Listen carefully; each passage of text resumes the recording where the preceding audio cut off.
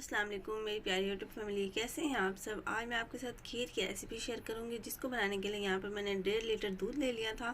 4 से 5 खाने के चम्मच मैंने चावलों को भिगो दिया था। और ये 2 कप मेरे पास कद्दूकस हुई गाजर है, 1 कप चीनी है, थोड़े से ड्राई फ्रूट हैं जिसमें बादाम को मैंने क्रश कर लिया था, और काजू और जो है ये पिस्ता है मेरे पास, और केवड़ा वाटर है।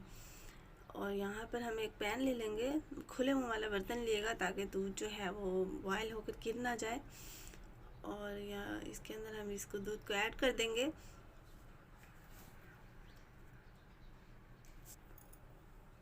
अच्छी तरह से एक बॉयल आएगा तभी हम इसके अंदर कुछ ऐड करेंगे। यहाँ पर दूध का बॉयल आ गया था, तो अब हम इसके अंदर चावल ऐड कर देंगे। ये धुले हुए भीगे हुए चावल हैं, आधे घंटे से मैंने इनको भिगो दिया था ताकि ये जो है हमारा ज़्यादा टाइम न लगे और जल्दी तैयार हो जाए।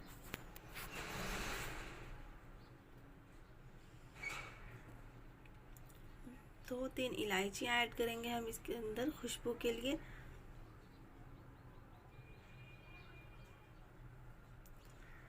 ये भीगे हुए चावल जो थे ये हम इसके अंदर ऐड कर देंगे। चावल आप इसके अंदर ज़्यादा नहीं डालिएगा, चावल इसमें कम ही जाते हैं वरना टेस्ट जो है फिर वो अच्छा नहीं आता।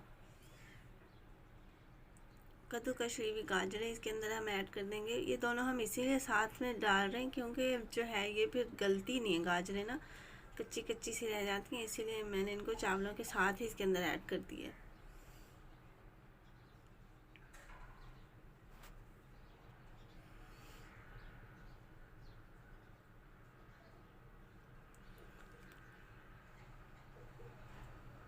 आप चाहें तो इसमें खोया भी ऐड कर सकते हैं, लेकिन ये ऐसे भी तैयार हो जाती है खोए के बगैर भी।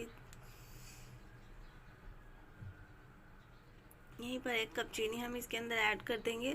देखिए खीर जो है वो काफ़ी हद तक पक चुकी है, आपको देखने से ही अंदाज़ा हो गया होगा।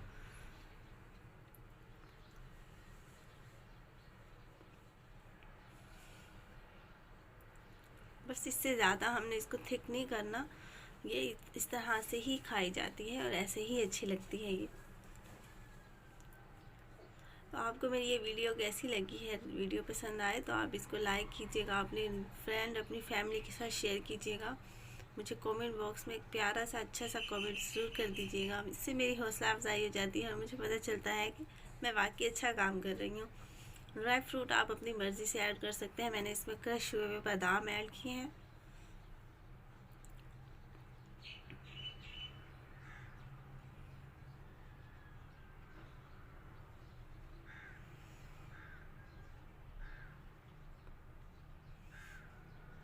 यहाँ पर आपने आकर इसको चलाते ही जाना है, रुकना नहीं है, वरना तो ये जो है वो नीचे लगना शुरू हो जाएगी और फिर लगी हुई खीर बिल्कुल भी अच्छी नहीं लगती।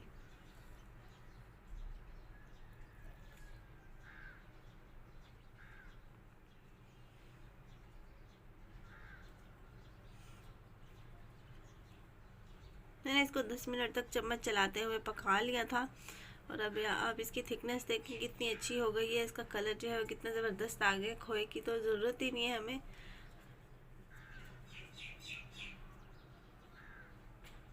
अब हम इसको डिश आउट कर लेते हैं। और मैंने यहाँ पर केवड़ा वाटर सिर्फ 1 ड्रॉप ही डाला था और वो पार्ट मेरे से मिस हो गया है।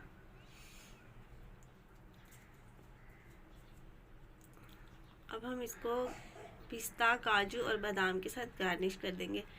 तो आपको मेरी ये रेसिपी पसंद आई है तो इसको शेयर कीजिएगा, लाइक कीजिएगा। मेरे चैनल पर नए हैं तो जनाब सब्सक्राइब ज़रूर करके जाइएगा। मिलते हैं फिर नेक्स्ट वीडियो में, तब तक के लिए अल्लाह हाफिज़।